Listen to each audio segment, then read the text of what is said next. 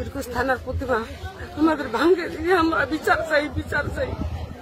আশেপাশে তো সব আমরাই বাস করি এখানে, যদিও মুসলমান হিন্দু পাড়াটা বেশি, মুসলমান পাড়া তো অনেক দূরে।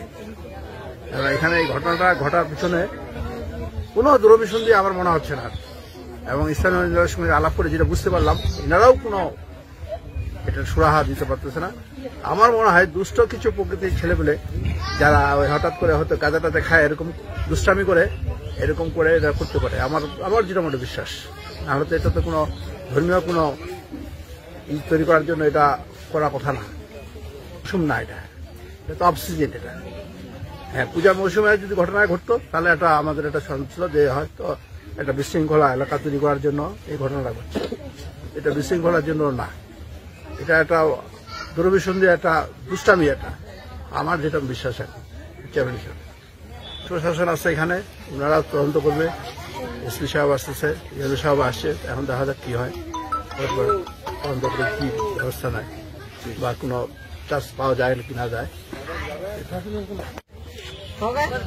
আমাদের মন্দির প্রতিমা ভাঙিয়ে দিছে, সকাল আটকে দেখছি আমরা আসে আমাদের প্রতিমা ভাঙিয়ে দিচ্ছে। কি লক্ষ্মী আর কার্তিক আর আমাদের গণেশের চোখ নাক ভাঙিয়ে দিছে। আমাদের পীরগঞ্জের প্রতিমা 1 নম্বর পীরগঞ্জ থানার প্রতিমা আমাদের ভাঙে দিয়ে আমরা বিচার চাই। মসলন্দপুর শ্রী শ্রী দুর্গা মন্দিরের আমি সভাপতি।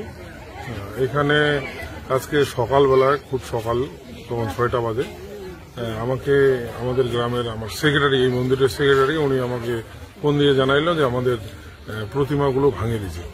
এবং কে বা কারা ভাঙে দিয়েছে আমি আসে দেখি যে আসলে আমাদের কার্তিক এবং মা লক্ষ্মীর আর গণেশের কিছু অংশ এখানে ভাঙে দিছে। আমি আসে দেখি, দেখার পরে আসলে আমি মর্মাহত হয়ে যাই যে আমাদের এলাকায় এরকম কোনো অপ্রীতিকর ঘটনা ঘটেনি আজ পর্যন্ত। আমি আসে মানে নিজে হতভম্ব হয়ে যায়, আসলে কি হইল ঘটনাটা, কেন এমন হইল। আজকে আমরা মনে করেন যে 40 বছর ধরে এখানে পূজা করতেছি, আসলে এরকম কোনো ঘটনা আমাদের সম্মুখীন হতে হয়নি। কেন, কে বা কাহারা এই রাতের মধ্যে আসে প্রতিমাগুলো ভাঙে দিচ্ছে, আসলে এটা দুঃখজনক, এটা আসলে বেদনাদায়ক একটা ঘটনা। আসলে আমি কি বলবো, কি বলার আছে, যেটা আসলে আমরা এই গ্রামবাসী সবাই খুব কষ্ট পাইছি। আমরা মনে করতে এখানে মসলন্দপুরে অনেকদিন থেকে পূজা করতেছি, আমাদের এরকম ধরনের দুর্ঘটনা কোনোদিন আমাদের হয় নাই। আমাদের কারোর সঙ্গে কুন্দল নাগাবাজা কিছু নাই, জমি নিয়ে কোনো আমাদের কুন্দল হয় নাই। এবং আজকে হঠাৎ করে এই সকাল টাইমে দেখি কেউ দেখেছি আমাদের প্রতিমাগুলো ভাঙে পড়ে আছে, নিয়ে আসে দেখতেছি ঠিকই। তো দেখো কারা কে করলো এটা তো দেখা নাই, তখন আমরা কারকে ধরবো। তখনই আমাদের সে সভাপতি সাহেব কার কাছে ফোন দিল,